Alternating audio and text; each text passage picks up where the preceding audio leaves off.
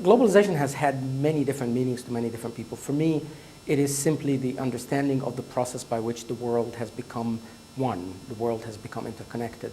Links between globalization, violence and cities are many. I mean, globalization in some senses is thought of as a sort of a new form of imperialism. That's one reading of it.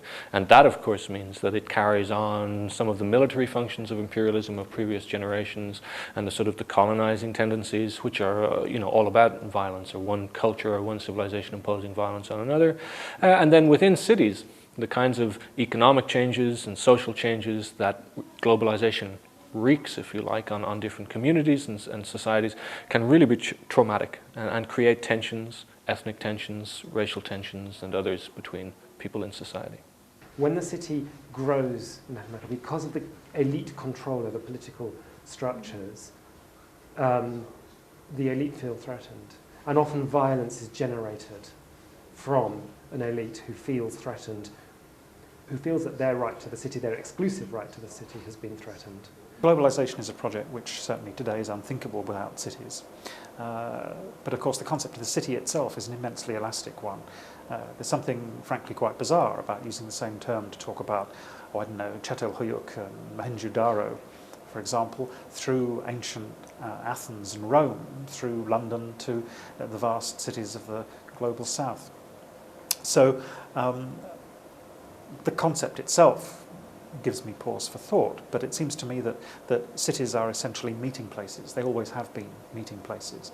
And globalization is very much about meeting and encountering others, both physically and also, of course, virtually, through commodity chains, through the media. And encounters are not always pacific. Encounters are often very violent and shocking. So I think that violence has been from its very inception at the heart of the city.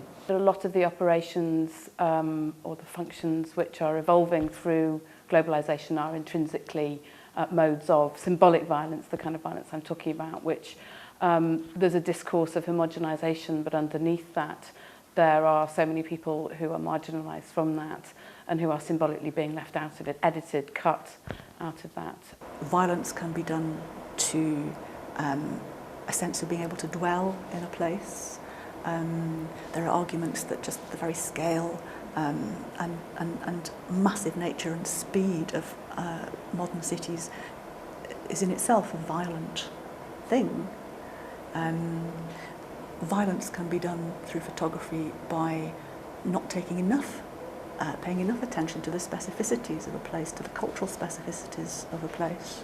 I think globalization is an important issue not simply economically and culturally, but politically and ethically.